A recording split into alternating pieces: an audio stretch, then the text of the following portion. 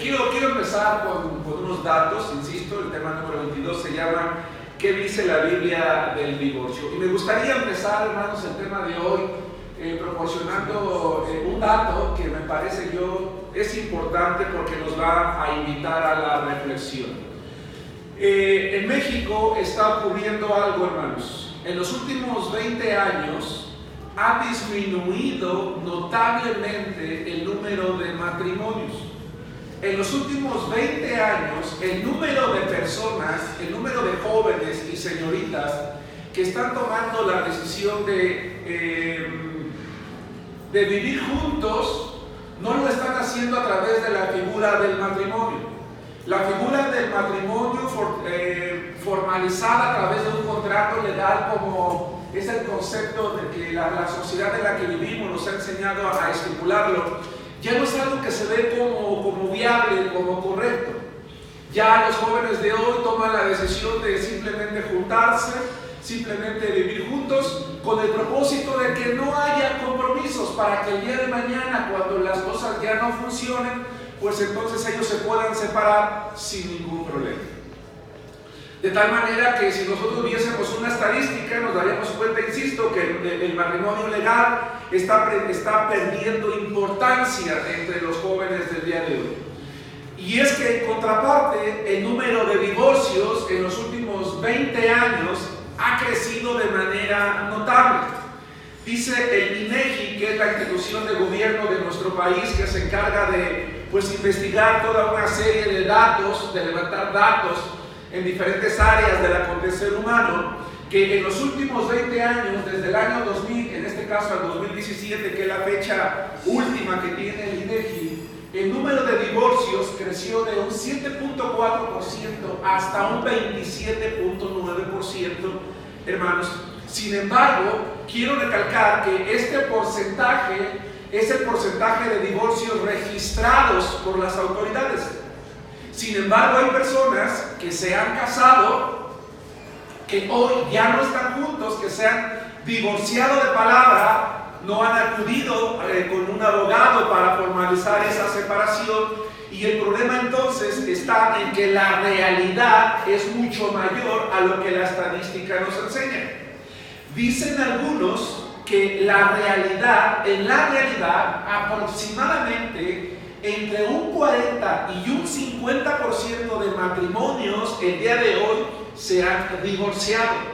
Si es así, eso significa entonces que 40 de cada 100 matrimonios el día de hoy están terminando en un divorcio, e incluso hasta un 50%. Si esto es real, hermanos, entonces nosotros tenemos algo por lo cual preocuparnos, porque significa entonces que dentro de la sociedad en la que vivimos, no solamente la figura matrimonial ya no tiene importancia para un gran número de jóvenes y de señoritas, sino que aquellos que en un momento dado lo están viendo como una opción viable, al final de cuentas, 50 o 40 o 50 de cada 100, o si nos vamos a la estadística, 28 de cada 100 matrimonios se están divorciando. Lo preocupante aún, hermanos, si esta cifra es preocupante, hay algo más preocupante aún, y es el hecho de que los matrimonios cristianos también se están divorciando. Es decir, también están considerando el divorcio como la solución a los problemas que dentro del matrimonio se enfrentan. Lamentablemente, entonces, se ha llegado a pensar que el divorcio es la mejor solución. Esto es inquietante. Es inquietante porque ya la forma de vida, la forma de ver el matrimonio dentro de la sociedad, pues se está contaminando, o se ha logrado introducir dentro de la iglesia, de tal manera que yo les puedo decir el día de hoy, hermanos, que hablar del divorcio es controversial incluso dentro de la iglesia misma. Lamentablemente, hermanos, hay iglesias cristianas que en su momento se consideraban de sana doctrina, que ya ven el matrimonio como algo viable, el divorcio como algo viable. ¿Por qué? Porque la sociedad así nos está empujando, y entonces se está creyendo que es precisamente esa la forma correcta. La pregunta es la siguiente: ¿qué dice la Biblia? ¿Qué dice la Biblia al respecto? ¿Qué enseñó el Antiguo Testamento? ¿Qué enseña el Nuevo Testamento? ¿Qué enseña el Señor Jesucristo? Y más aún, la iglesia de hoy, tú, yo, hermano, que estamos casados, ustedes jóvenes, señoritas, que en un futuro van a formar un matrimonio, ¿hasta qué punto realmente estamos comprometidos con Dios como para estar dispuestos a obedecer su palabra más allá de lo que la sociedad nos diga que es correcto o que es incorrecto? Porque algo que debe de quedar en claro, hermanos, es que yo como cristiano, y perdónenme que empiece conmigo porque debo de hacerlo el día de hoy, que yo como cristiano debo de ser una persona que está dispuesta a obedecer lo que Dios dice hasta sus últimas consecuencias, más allá de lo que la sociedad dice. Acabo de tener no discusión, pero una charla por allí en el internet, no sé si la vieron, estoy subiendo las predicaciones al Facebook, y una persona de Bolivia me cuestionó la cuestión de la vestimenta. Y yo le decía, bueno, tus opiniones son respetables, pero lo que la Biblia concluye está por arriba de lo que nosotros creemos. Y aunque honestamente se incomodó, ¿verdad? Hasta allí detuve yo la conversación, porque el cristiano es una persona que no se rige por lo que cree, por lo que piensa, por lo que la sociedad dice, sino por lo que la palabra de Dios enseña. Y hoy vamos a ver nosotros, ¿verdad?, que hay un momento en que lo que la palabra enseña no solamente nos deja callados, sino que nos hace ver que ciertamente hay cosas en la Biblia que son difíciles de obedecer. Pero también vamos a ver, hermanos, quizás en un futuro, que en la medida en la que estamos dispuestos a hacerlo, eso va a traer bendición. Así que, punto número 1, ¿cómo inicia el matrimonio? Tal vez es más, hasta el punto es obvio, de hecho es el más chico de los dos que voy a utilizar el día de hoy. Tal vez parece obvio, pero vivimos en un mundo o un tiempo en el que no lo es tanto.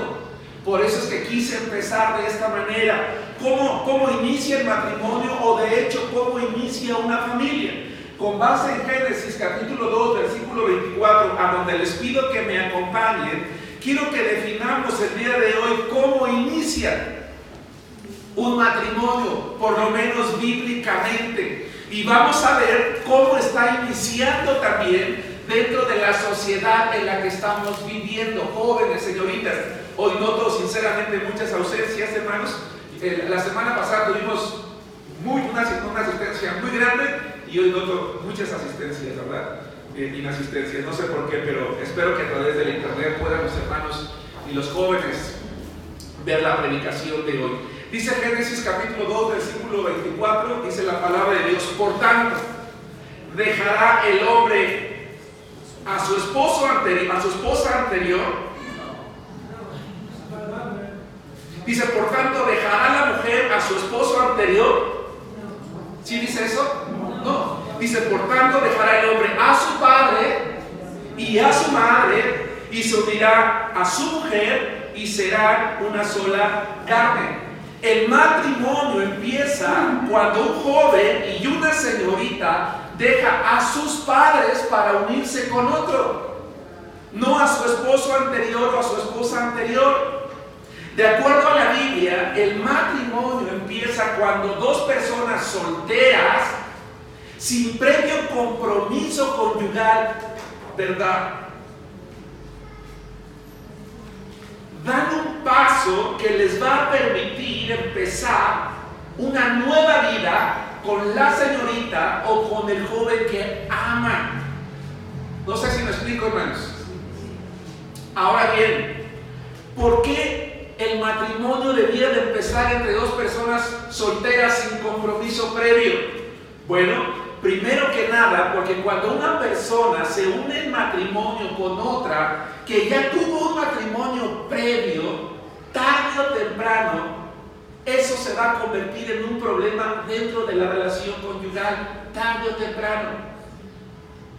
Hace tiempo aconsejaba yo a alguien que se iba a casar con una persona que ya tenía un matrimonio previo, y yo le decía, mira, tú tienes que estar consciente que esta persona ya tiene una experiencia conyugal anterior, máxime si tiene hijos, tiene un compromiso, tiene un pasado en el que tú no estuviste presente, una familia que se va a convertir tarde o temprano en objeto de charla, de convivencia y de discusión. Y si tú el día de hoy no estás consciente de los problemas que eso puede traer a tu matrimonio, muy probablemente, le dije, yo no soy profeta, pero muy probablemente, si tú no tienes la madurez cristiana, vas a terminar con problemas. Hoy ese matrimonio ya está separado, hermanos. ¿Y saben por qué? Por lo que yo les acabo de decir. Precisamente porque el pasado de la otra persona casada, tarde o temprano, pesó. Y eso terminó generando un problema. Lo que Dios menos quiere, y es algo que voy a repetir por lo menos 2 o 3 veces, lo que Dios menos quiere es que cuando un joven y una señorita desean casarse, es que tengan problemas, aunque los vamos a tener. Pero una manera de evitarlos es uniéndome con alguien que ya tiene un pasado, sobre todo porque es altamente probable que esa persona con la que yo me voy a unir en matrimonio, es altamente probable que provenga de una relación adúltera. Ahora, más tarde vamos a entender por qué hablamos de una relación adúltera. De momento quiero que la dejen allí, en sus cabecitas. Entonces, desde la creación, Génesis capítulo 2, versículo 24, desde la creación, Dios vio el matrimonio no solamente como algo de gran trascendencia, no solamente como algo que marca la vida y el futuro de quienes entramos en él, sino lo ve como algo tan importante que dice la palabra de Dios que a través del matrimonio Dios une a un hombre y una mujer para siempre, y por tanto es un compromiso indisoluble. Es un pacto inquebrantable. Quiero que vayamos al Evangelio de Mateo, capítulo 19, versículo 5, y a la epístola de Pablo a los Efesios, capítulo 5, versículo 31. Y vamos a considerar estos 2 pasajes. Mateo, capítulo 19, versículo 5. Más tarde vamos a estudiar todo el capítulo. De momento solamente quiero que analicemos el versículo 5. ¿Ya están allí? Sí. La palabra de Dios dice así: y dijo, por esto el hombre dejará padre y madre y se unirá a su mujer, y los dos serán una sola carne.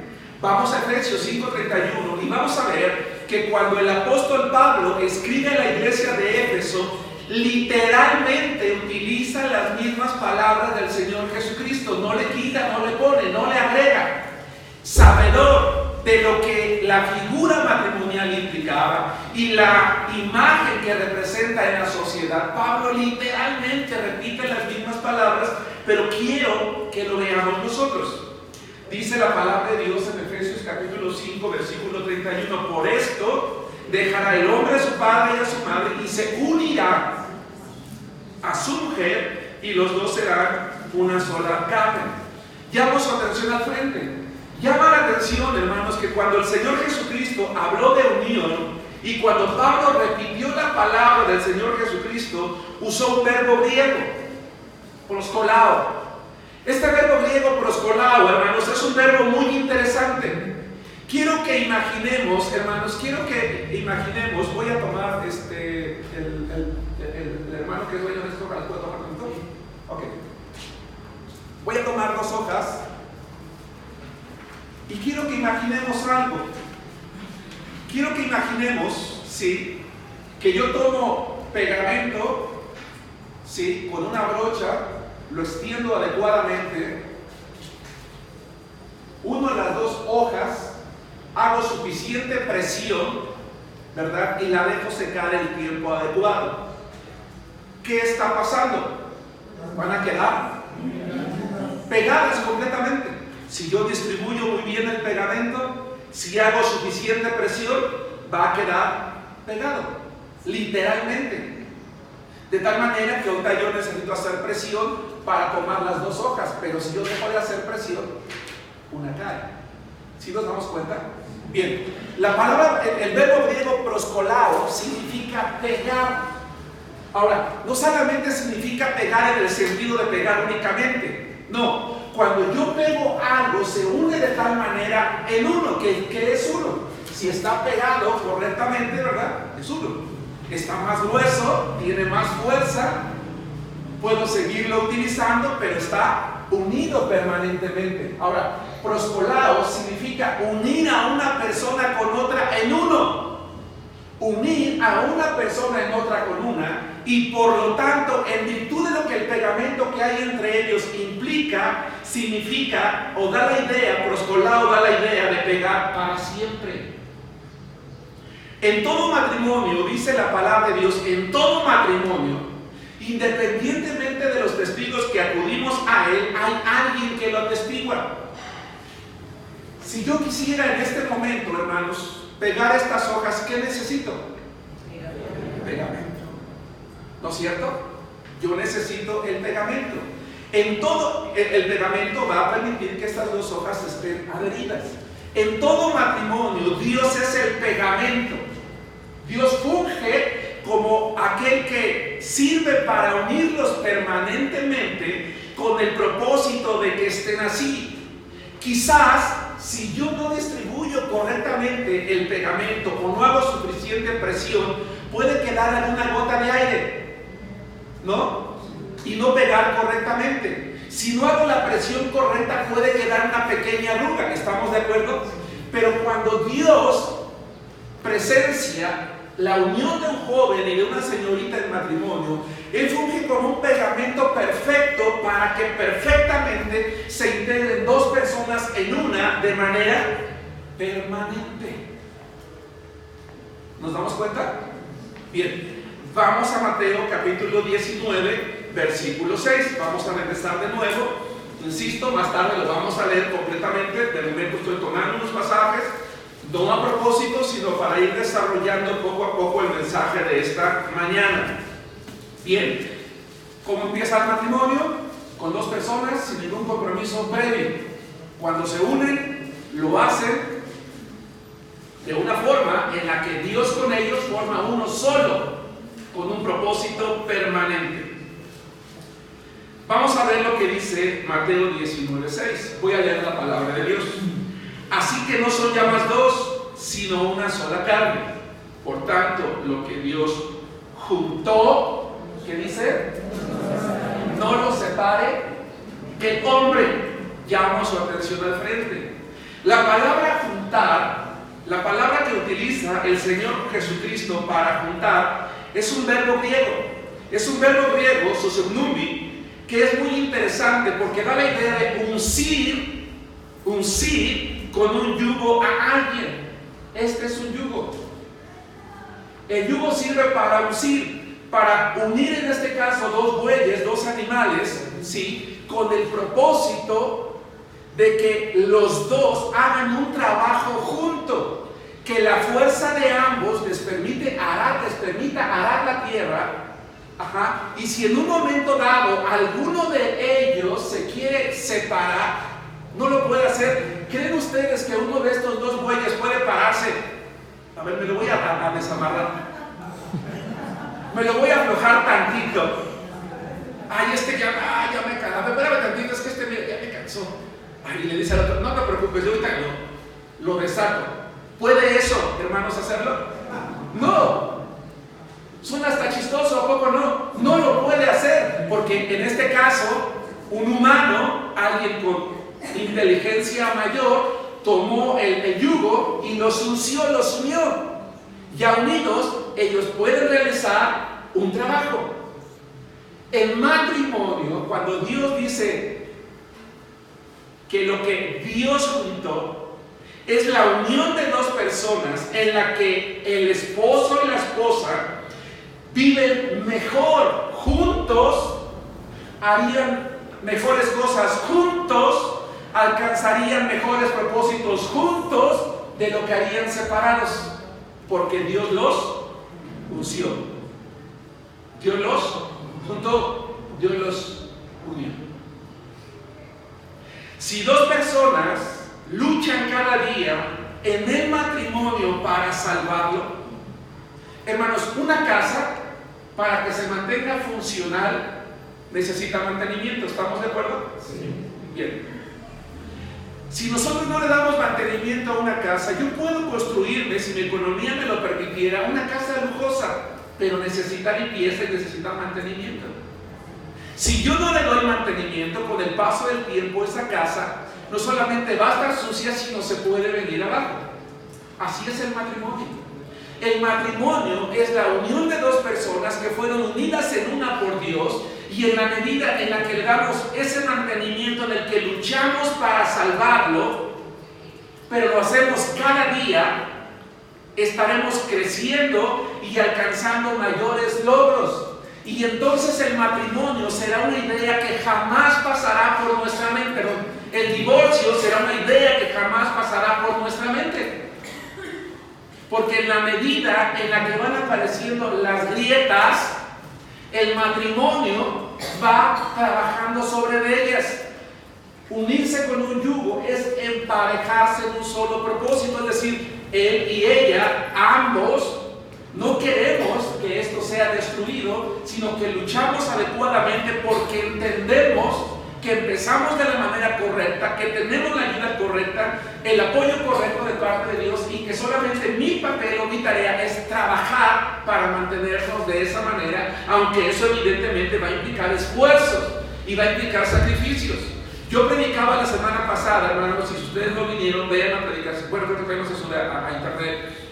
Hablaba yo y decía que una de las razones para el matrimonio era el compromiso, no el sentimiento. Y hablaba del hecho de que el sentimiento y la emoción termina, pero el compromiso permanece allí para siempre. Y es ese compromiso con Dios que me va a llevar a luchar precisamente por aquello que yo estoy empezando. Sin embargo, en contraparte, punto número 2, vamos a ver también cómo termina el matrimonio.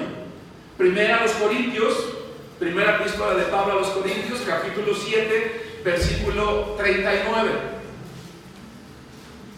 Primera a los Corintios, capítulo 7, versículo 39, y más adelante Romanos 7. Vamos a estar viendo varios pasajes, hermanos. Les llamo, ojalá los puedan encontrar rápido, si no, escúchenlos. Dice la palabra de Dios, 1 Corintios 7:39. La mujer casada está ligada por la ley mientras su marido vive. Pero si su marido muriere, ya ni modo. Así se tiene que quedar siempre. Bueno, ninguna hermana dice ya ni modo, dice amén. ¡Qué veas! De veras. Es libre para casarse con quien quiera, con tal que sea, ¿qué dice? En el Señor. Vamos a ver lo que dice la palabra de Dios en Romanos capítulo 7, versículos 2 y 3. Romanos capítulo 7, versículos 2 y 3. Vamos a ver que está el mismo pensamiento, pero se va a agregar algo más. Escuchen, está el mismo pensamiento, pero se va a agregar un detalle más. Romanos capítulo 7, versículos 2 al 3. El tema de la predicación de hoy es que dice la Biblia del divorcio. La palabra de Dios dice en Romanos 7, 2: porque la mujer casada está sujeta por la ley al marido mientras esté libre, pero si el marido muere, ella queda libre de la ley del marido. Así que, si en vida del marido se uniere a otro varón, ¿qué dice? Será llamada adúltera o adúltero.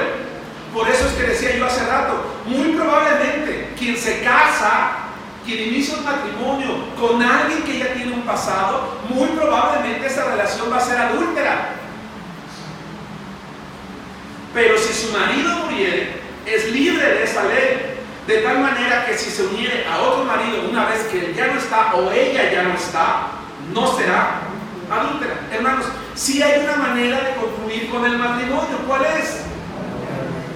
La muerte. La muerte. Cuando uno de los dos morimos, en ese momento, si yo muriera el día de hoy, pues mi esposa queda libre, ¿sí? Y si ella lo deseara en su corazón y Dios le proveyera a otro varón, ella es libre de casarse. O a la inversa también. Dice que la persona libre está libre de unirse nuevamente en matrimonio siempre y cuando sea del Señor, es decir, que no se una en yugo desigual con un incrédulo, con un inconverso. Vamos a regresar a las palabras de Jesucristo, a Mateo capítulo 19, versículo 6, por favor. Vamos a regresar a las palabras de Jesucristo, Mateo capítulo 19, versículo 6. Y vamos a comprender otra palabra que no hice referencia, a la que no hice referencia hace un rato. Bien, dice Mateo 19, 6. Así que no son ya más dos, sino una sola carne. Por tanto, lo que Dios juntó, ya entendimos qué es eso. Ahora dice, no, ¿qué dice? Lo separe el hombre. Dios, hermanos, estableció el matrimonio como algo bueno. Dios estableció el matrimonio como el estado ideal del hombre. Por eso es que Él dice en su palabra que nadie debe de separarlos. ¿Por qué? Porque al intentar separarlos, se les puede hacer daño. Si yo, hermanos, he logrado distribuir el pegamento suficiente en estas dos hojas y trato de separar lo que voy a hacer, ¿qué voy a lograr? Voy a tener que rasgar. Y por muy despacio que yo rasgue, es muy probable que en la hoja de atrás me traiga un trozo y entonces no solamente quede rasgada, sino quede rota. Y yo me quede con los pedazos de una y con los pedazos de otra, hermanos, en ambas manos. Jesucristo dice, no lo separe el hombre. ¿Por qué? Porque Él sabe que cuando una persona o dos personas se divorcian, todos los involucrados, incluidos los hijos, van a sufrir grandes daños. Porque la palabra, hermanos, que utiliza el Señor Jesucristo, el verbo griego, horizo, significa, hermanos, rasgar, romper, dividir o separar. El divorcio nunca será la mejor solución para arreglar los problemas dentro del matrimonio. Nunca será la mejor decisión, porque invariablemente los involucrados, el varón, la esposa y los hijos, van a tener grandes daños en sus vidas. Hermanos, Dios no quiere que los cónyuges sufran. Por eso prohibió el divorcio. Y no mira con agrado a quienes queremos practicarlo, ni tampoco a aquellos que lo hemos practicado y pretendemos ir por la vida como si nada, creyendo que podemos tener una relación con Dios como si nada. Vayan conmigo al libro de Malaquías, último libro del Antiguo Testamento, capítulo 2, versículos 13 al 15. Malaquías, capítulo 2, versículos 13 al 15. Es el último libro del Antiguo Testamento. Regreses a Mateo, retroceda una página y ahí está, así que no hay ningún problema realmente en poder encontrar este libro. Leo la palabra de Dios, hermanos, que dice así: y esta otra vez haré cubrir el altar de Jehová de lágrimas, de llanto y de clamor. Así que no miraré más a la ofrenda para aceptarla con gusto de vuestra mano. Hermanos, los varones israelitas estaban, hermanos, repudiando a sus mujeres. Se estaban separando de ellas, provocándoles gran tristeza, gran llanto, gran agobio. Y ellos pretendían ir, sin embargo, a la casa de Dios a ofrecer sacrificios y a orar a Dios para que los bendijera. Pero resulta que con el paso del tiempo estos varones se dan cuenta de que Dios no los está bendiciendo, de que Dios no está respondiendo a sus oraciones, y entonces se preguntan, ¿pero por qué Dios no está respondiendo a mis oraciones? Y entonces Dios les dice, yo no voy a mirar con agrado sus ofrendas, no voy a aceptar con gusto lo que ustedes traen. Versículo 14. Y ustedes van a preguntar, más diréis, ¿por qué? Porque Jehová ha atestiguado entre ti y la mujer de tu juventud, contra la cual has sido desleal, siendo ella tu compañera y la mujer de tu pacto. ¿No hizo el uno, habiendo en él abundancia de espíritu? ¿Y por qué uno? Porque buscaba una descendencia para Dios. Cuando nosotros nos unimos en matrimonio, especialmente a los cristianos, Dios busca una cosa: que los hijos que vienen de nuestro matrimonio se levanten precisamente como una descendencia que da testimonio de haber crecido en un hogar donde los principios de Dios fueron establecidos, y ahora ellos crecen con una mentalidad distinta, influenciada por el Evangelio, influenciada por la palabra de Dios, con los valores espirituales, y que hace que entonces el mundo cambie. Los cristianos podíamos cambiar al mundo, hermanos, si nos preocupáramos porque nuestros hijos se mantuvieran en el testimonio de Dios. A veces los padres estamos más preocupados por tener hijos inteligentes, hijos trabajadores o hijos responsables. Eso está bien y es bueno. Pero la forma en la que Dios quiere cambiar al mundo es a través de un hombre y una mujer que se casan, tienen hijos. Ahora, no estoy diciendo que es una obligación tenerlos, sino que los tenemos, levantemos una descendencia que da testimonio en la sociedad y cambien, porque la mentalidad que tienen es distinta.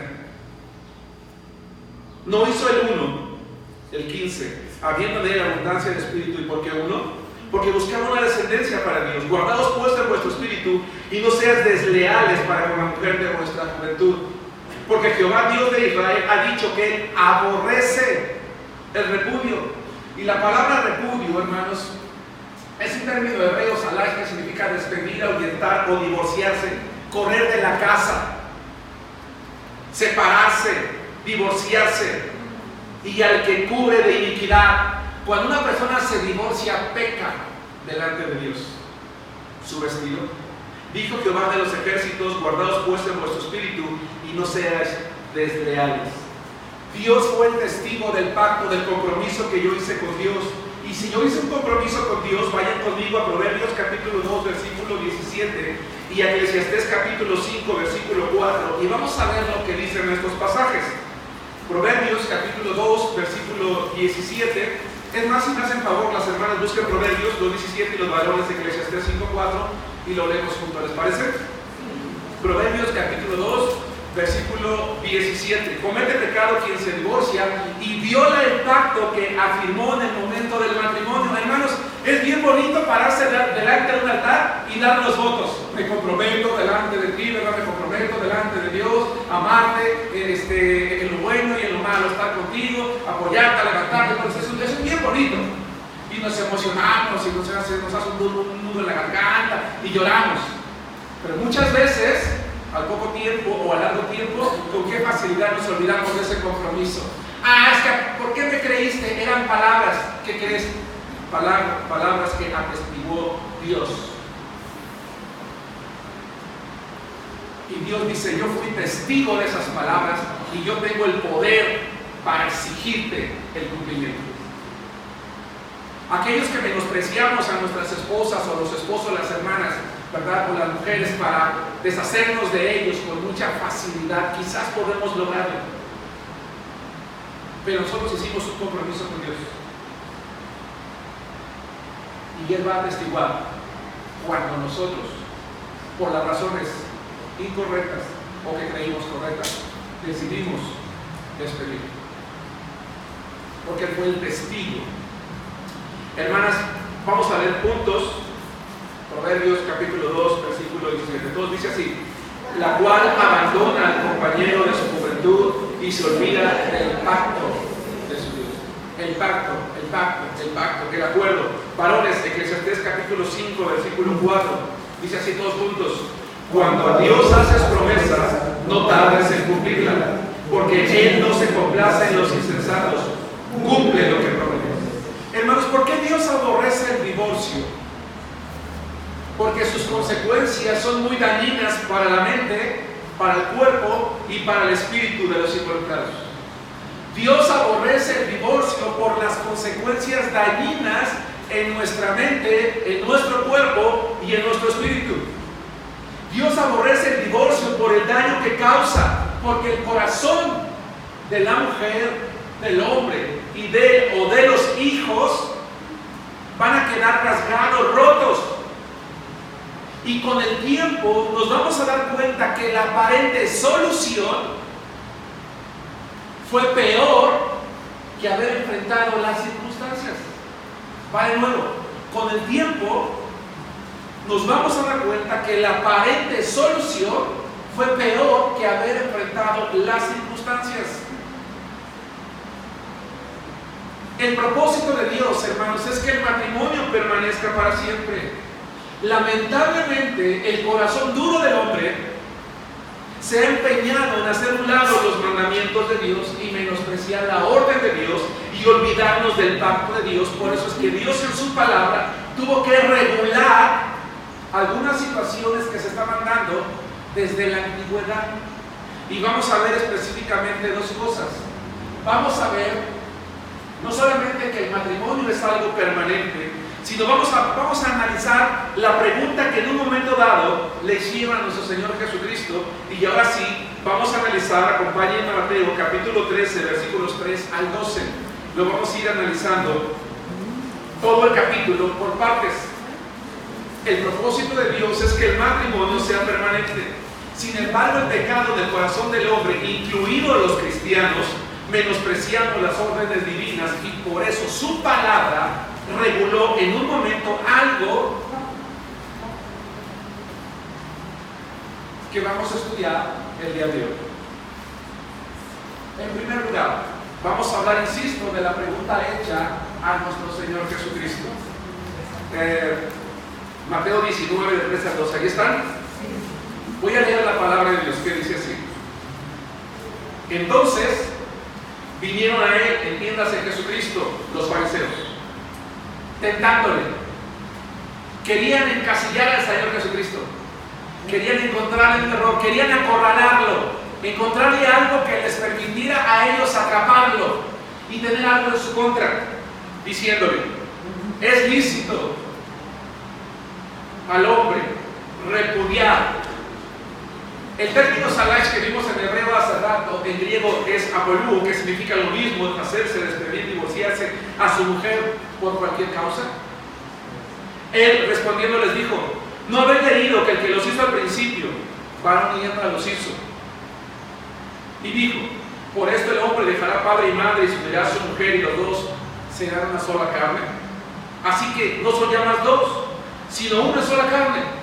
Por tanto, lo que Dios juntó, no lo separe el hombre. Hermanos, vamos a ubicarnos en el contexto. En la época del Señor Jesucristo había dos escuelas rabínicas. Cada escuela rabínica tenía un punto de vista distinto para interpretar este pasaje.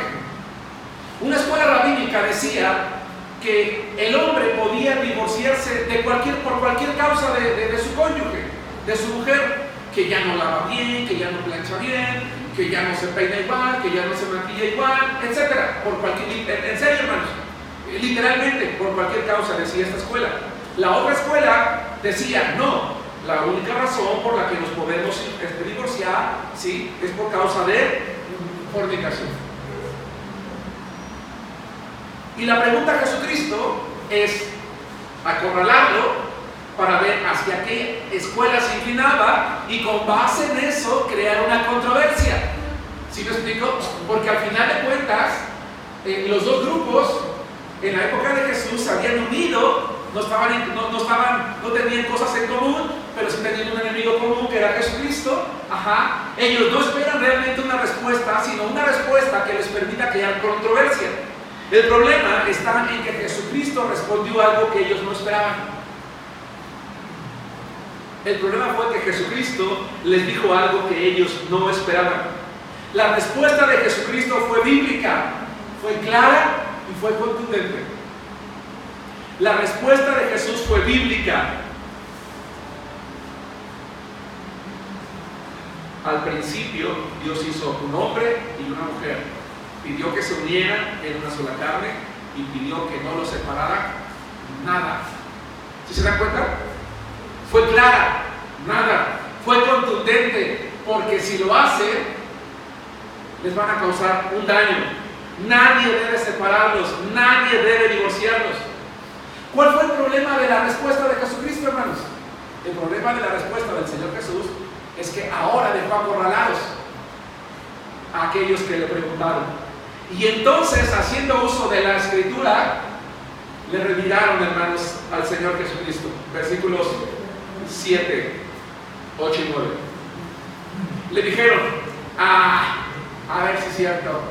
¿Por qué pues mandó Moisés dar carta de divorcio y repudiarla? ¿Sí se dan cuenta? Él les dijo: por la dureza de vuestro corazón, Moisés os permitió repudiar a vuestras mujeres, mas al principio no fue así. Y yo os digo que cualquiera que repudia a su mujer, salvo por causa de fornicación, y se casa con otra, adultera. Y el que se casa con la repudiada, adultera. A ver, el Señor Jesucristo está citando Deuteronomio 24, 1 y 2. Vamos a Deuteronomio, o más bien, los fariseos están citando Deuteronomio 24, 1 y 2 para tratar de contraatacar al Señor Jesucristo. Vamos a ver lo que este pasaje de la Biblia dice y vamos a analizarlo para ver si realmente dice lo que ellos dicen que dice. Vamos a ver Deuteronomio capítulo 24, versículos 1 y 2. ¿Estamos allí? Sí. La palabra de Dios dice: cuando alguno tomare mujer y se casare con ella, si no le agradare por haber hallado en ella alguna cosa indecente, le escribirá carta de divorcio y se le entregará en su mano y la despedirá de su casa. Saldría de su casa, podrá ir y casarse con otro hombre. Si alguno encuentra una cosa indecente, puede salir, puede darle carta de divorcio para que ella se vaya y se case con otro. Y dicen los fariseos: Moisés permitió repudiar a la esposa. Y lo hizo. ¿Qué dijeron estos hombres?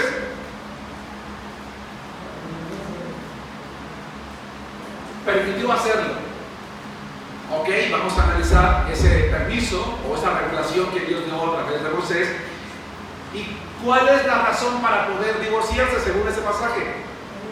Encontrar alguna cosa indecente. Y dicen: esa cosa indecente es fornicación. Es decir, es adulterio o es fornicación.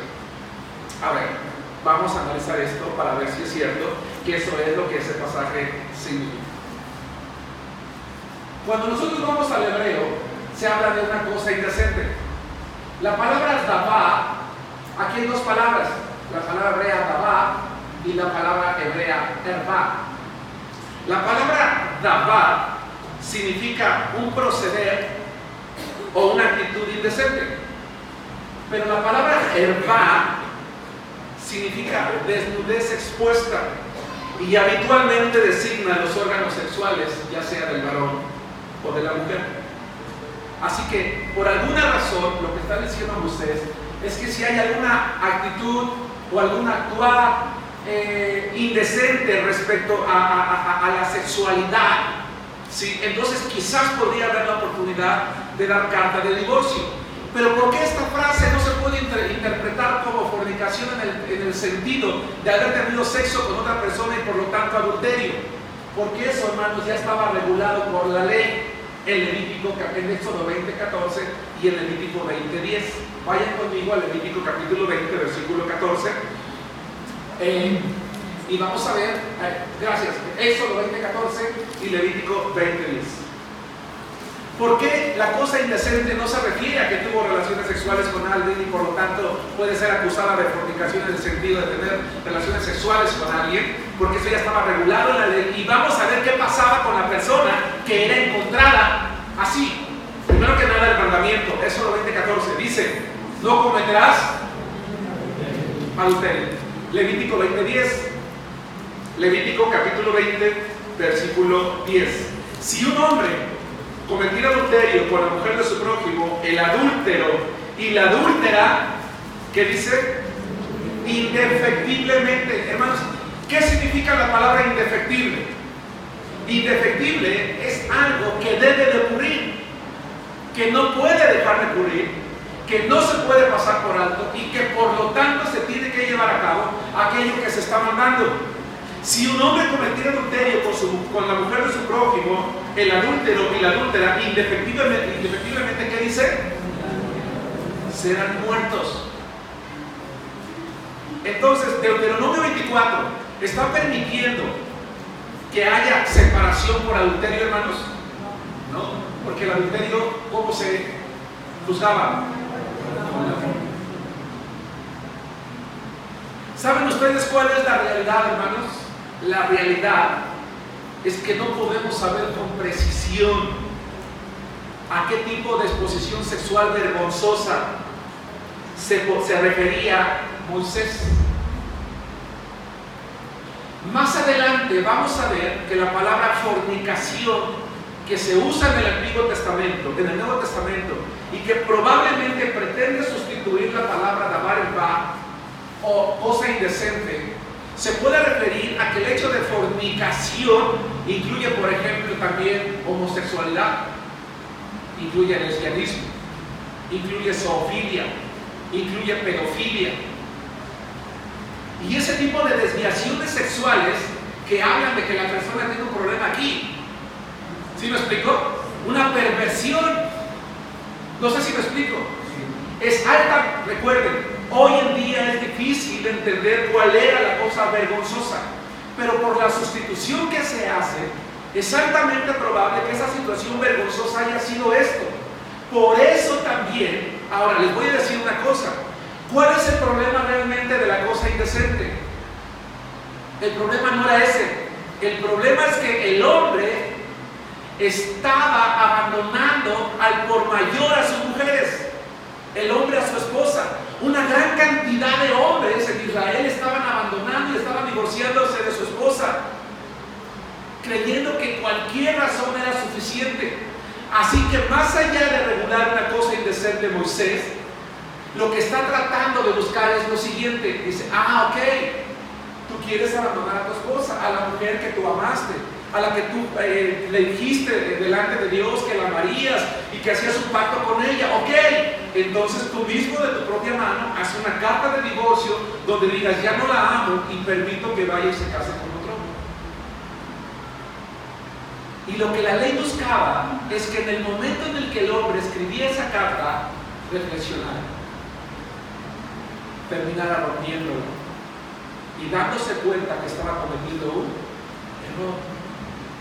Ese es el espíritu de esa autorización que dio Moisés.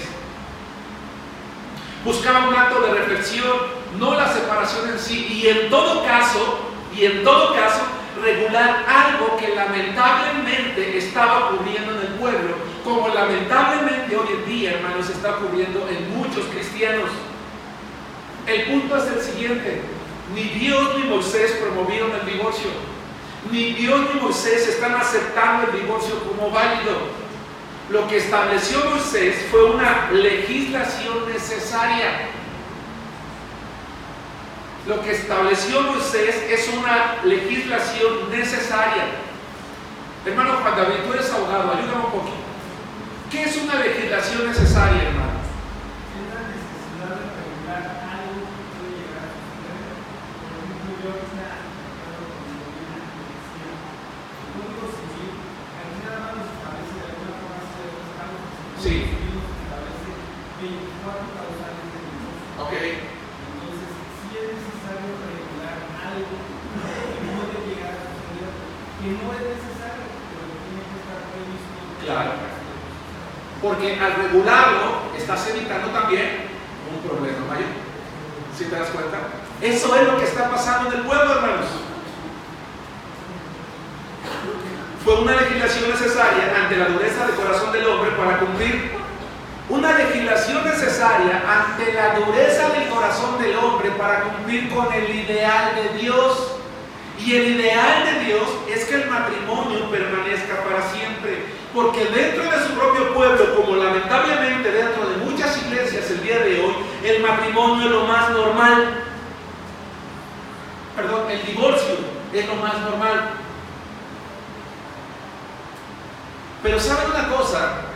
Jesucristo en su respuesta agregó un factor más en Mateo capítulo 19, versículo 9. Vamos a considerar de nuevo lo que dice Mateo capítulo 19, versículo 9. Y yo os digo que cualquiera que repudia a su mujer, salvo por causa de fornicación, y se casa con otra, adultera. Y el que se casa con la repudiada, adultera. ¿Qué está agregando aquí el Señor Jesucristo, hermanos? Que una persona que se separa no se puede volver a casar, porque comete el pecado de adulterio. y hace que la persona con la que se case adultere también. Por eso yo decía hace rato que probablemente cuando un joven, una señorita se casa con alguien que ya tiene un pasado, está en una relación adúltera. O en pocas palabras, bíblicamente las segundas nupcias no son válidas ante los ojos de Dios, porque ya somos una sola carne. Yo les pregunto, tomo las hojas, distribuyo el pegamento, la coloco bien, les pido que la separemos, que separemos los pedacitos. ¿Puedo tomar la otra hoja? ¿Cómo puedo tomar la otra hoja y colocar todos esos pedacitos allí? ¿Sí me explico? ¿Cómo? Ya no. No se puede. Por eso es que las segundas nupcias, dice el Señor, no son válidas. Y quien las practica, ya sea el que repudia o la misma repudiada adultera, porque es pecado. ¿Qué creen, hermanos? Los fariseos entendieron perfectamente una cosa: el divorcio no es válido ante los ojos de Dios. ¿Y qué creen que hicieron? Se callaron. Porque al principio, ¿qué dijo Jesús? No fue así. ¿Pero qué creen? Hubo alguien que cuestionó. ¿Y quién creen que fue? Sus discípulos. Vayan conmigo a Mateo 19, ahora versículos 10 al 12. Pero entonces, ¿por qué esto? Entonces, ¿por qué el otro? Entonces, ¿por qué era aquello? Los fariseos, los que cayeron en controversia, ¿entendieron? No, ninguna causa, no es válido por nada. Al principio no fue así. El que se casó para siempre, punto. Y se quedaron callados. Pero sus discípulos, dicen en el versículo 10, le dijeron a sus discípulos: si así es la condición del hombre, me voy a casar mañana. Estoy soltero, busco esposa. ¿Sí dijeron eso? No. Si así es la condición del hombre con su mujer, ¿qué dice? No conviene casarse. Jóvenes, el estado ideal del hombre es el matrimonio. Pero por favor piénselo bien, porque no es un juego. Es un pacto permanente ante los ojos de Dios. Dice, no conviene casarse. Sus discípulos, los demás ya se habían quedado callados. Señor, ¿por qué no las pones tan complicadas? A nosotros danos chance. Entonces Él les dijo: no todos son capaces de recibir esto, sino aquellos a quienes es dado. Pues hay eunucos que nacieron así del vientre de su madre. Hay personas que nacen inhabilitados o incapacitados quizás de consumar una relación sexual y no pueden. Bueno, hay eunucos que son aquellos eunucos por los hombres. En aquel tiempo los reyes usaban hombres para cuidar el harén, y para evitar que se metieran con las doncellas del rey, pues los castraban. Es decir, son eunucos hechos por los propios hombres. Dice, hay eunucos que así mismo se hicieron eunucos por causa del reino de los cielos, es decir, consagran su soltería delante de Dios. Aunque Pablo ya dice que cuando no hay el don de continencia es mejor casarse que estarse quemando, pero no me voy a meter en eso ahorita. Pero dice el Señor algo: el que sea capaz de recibir esto, ¿qué dice? Que lo reciba. O más bien, el que pueda casarse, el que quiera casarse, debe de estar consciente con el compromiso que está metiéndose u obteniendo delante de Dios, y debe de ser capaz de aceptar esta enseñanza: el matrimonio es para siempre. Dice Jesús, esto no todo el mundo lo puede aceptar. La pregunta entonces es: ¿quién puede ser capaz de aceptar los principios de Dios de que el matrimonio es para siempre, hermanos? Solo un hijo de Dios que está consciente que la palabra de Dios es para obedecer. Pero muchas veces decía yo en alguna ocasión que algunos cristianos somos como aquellas personas que están buscando las lagunas en la ley para entonces sí, pero es que mira, por aquí este pasaje se podía interpretar de esta manera, pero es que este otro, y quizás si lo junto con aquel, y es que mira, y entonces yo creo que sí. No, espérate, lo que la Biblia dice, punto, no es posible. Podemos dar por sentado que todo ha sido claramente expuesto. Sin embargo, hermanos, voy a considerar algo que dijo el Señor Jesucristo. Jesucristo estableció claramente: el divorcio no es lo que Dios desea. ¿Estamos de acuerdo, hermanos? Pero no canceló lo que Moisés dijo. ¿Se dieron cuenta de eso? No canceló lo que Moisés dijo, y entonces dijo: a menos que sea por causa de fornicación, adultera, si se va con otra adultera, el que se casa con la repudiada, adultera. Y entonces la pregunta es: hoy es válido el divorcio porque Jesucristo no canceló lo que estaba escrito en la ley. Qué interesante. El divorcio entonces es válido por causa de fornicación, entiéndase adulterio, porque Jesucristo no invalidó lo que Moisés había dicho. Hermanos, el adulterio es algo que causa gran daño, causa mucho daño en la persona lastimada. Es un gran daño físico, emocional, decía yo hace rato, espiritual. Quien lo vive tarda mucho tiempo en recuperarse, pero siempre es posible practicar el perdón. Siempre es posible recuperarse, hermanos, con la fe en Cristo, especialmente cuando el cónyuge que ha faltado muestra arrepentimiento, reconoce su falta, y entonces el otro cónyuge puede recurrir al perdón. Perdonar no es olvidar, es dar la oportunidad al otro de empezar de nuevo, de resarcir la confianza. El perdón tiene la capacidad de salvar algo de gran valor, como es el matrimonio, la familia. Vayan conmigo a Lucas capítulo 11, versículo 4. Lucas capítulo 11, versículo 4.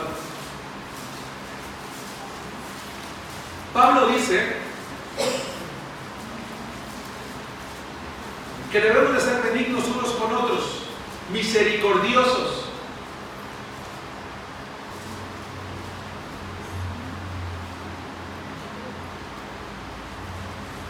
No tengo en mente un pasaje, ahí en Efesios, los hermanos que tienen el versión pueden buscar con la palabra misericordioso, es un pasaje en Efesios que habla de perdonarse unos a otros. Los demás vamos a leer Lucas 11:4. Dice: y perdónanos nuestros pecados, porque también nosotros perdonamos a los que nos deben. Hermanos, quiero decir una cosa: tomar el adulterio como una razón válida para divorciarme es apegarme a la dureza del corazón que hizo que se regulara algo que estaba ocurriendo. Tomar el adulterio como una razón válida para divorciarme es apegarme a la misma dureza de corazón que en el pasado el pueblo de Israel tenía.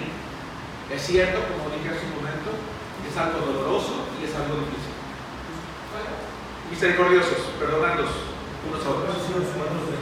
Efesios 4:32. Gracias. ¿Lo puedes leer, hermano Esteban Puerta? Gracias, hermano. Antes, ser benignos unos con otros, misericordiosos, perdonándoos unos a otros, como Dios también nos perdonó a nosotros en Cristo. A lo que el Señor nos está llamando como hijos de Dios, hermanos, es a practicar la misericordia. Misericordia es una palabra, hermanos, muy bonita, que en el Antiguo Testamento describía las vísceras humanas, lo interno.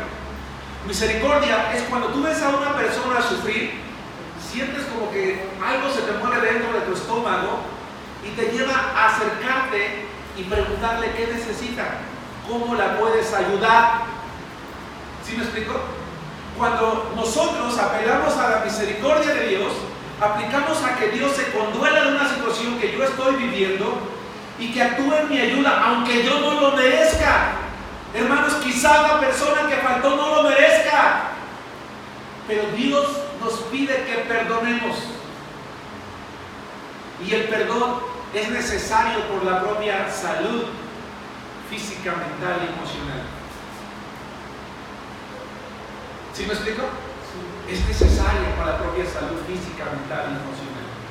Y si dentro de ese perdón, además quiero practicar la misericordia, voy a poder dar la oportunidad a la persona, al cónyuge que ofendió, que faltó al matrimonio, para ayudarle incluso a levantarle y amarle de nuevo, porque es lo que Cristo hace con nosotros. Por eso dice, perdónanos nuestros pecados como tú también perdonas nuestras ofensas. La misericordia y el perdón en el corazón del ofendido tienen la capacidad de resaltar la belleza de la obra restauradora de Cristo. ¿Cómo puedo terminar este primer punto?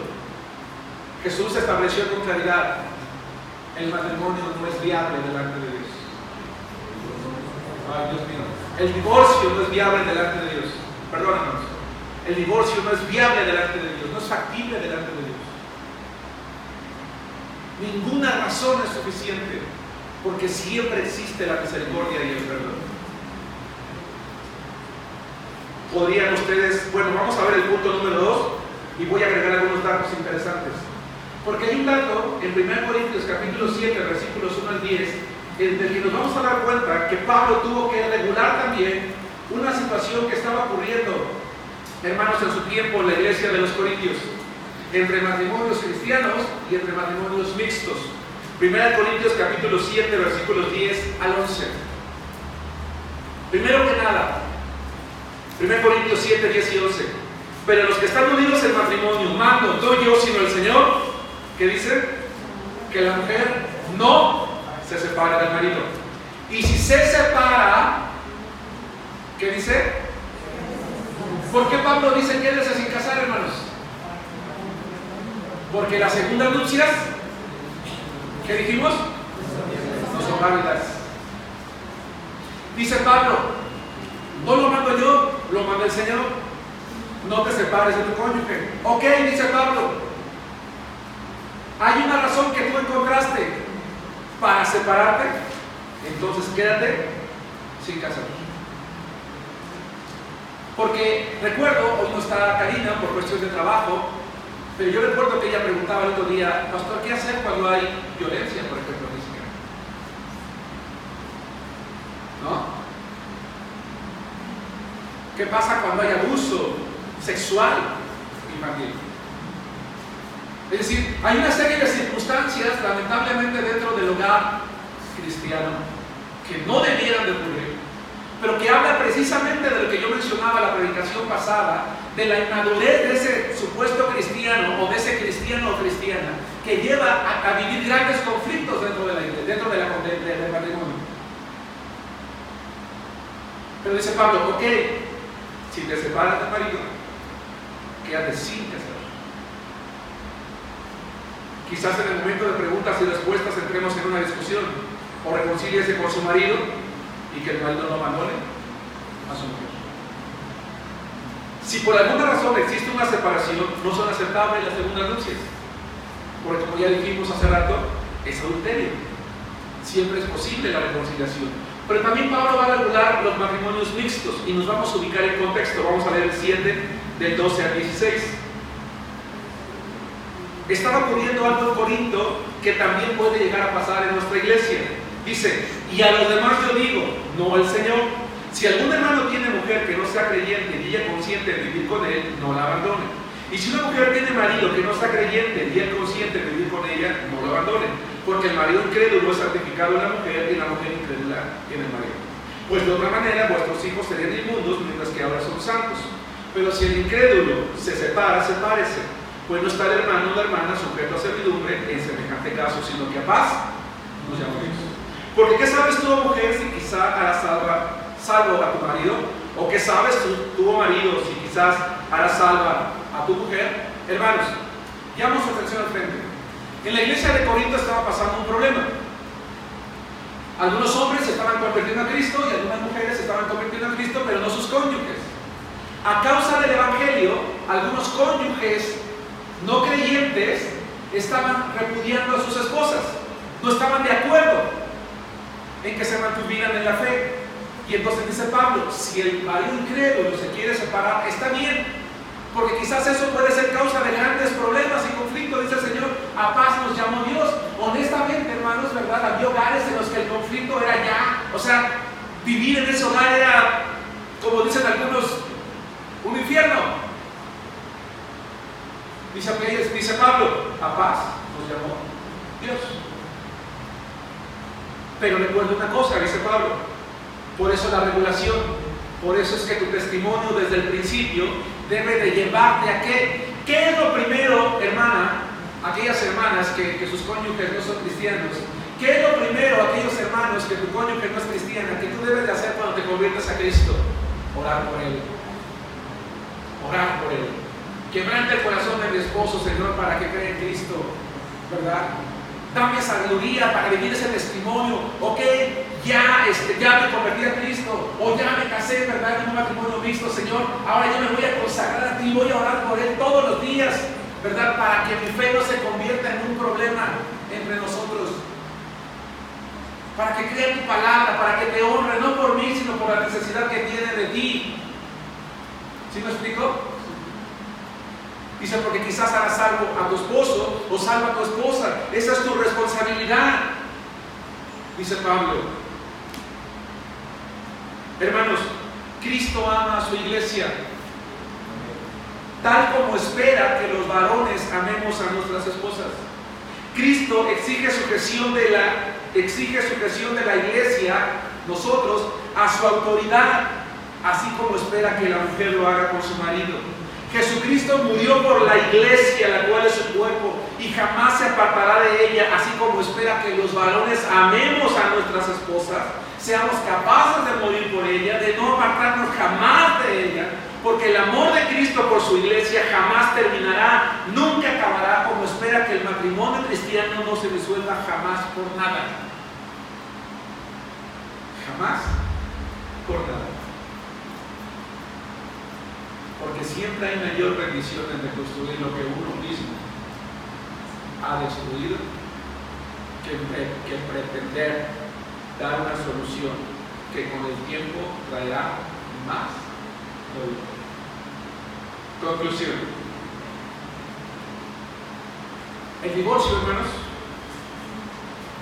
dejará de ser considerado como una medida buena en la medida en que tengamos en mente que hacemos pactos con Dios cuando nos casamos.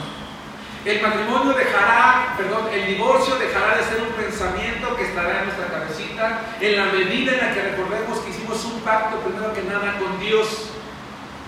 El divorcio será un pensamiento que desaparecerá de nuestra mente en la medida que como matrimonios nos esforcemos en cumplir los propósitos de Dios. Hermanos, los matrimonios tenemos un propósito delante de Dios. Yo dije la semana pasada, a tu lado, en la oficina, en la escuela, en el trabajo, puede haber alguien más guapo, más inteligente, con mayor posición, con mayor posibilidad, con muchas cosas. Pero tú tienes un esposo, una esposa, y con ella tú debes de cumplir el propósito de Dios. Y Dios va a bendecir. Porque el divorcio no es una opción. No es una opción. Que Dios les bendiga.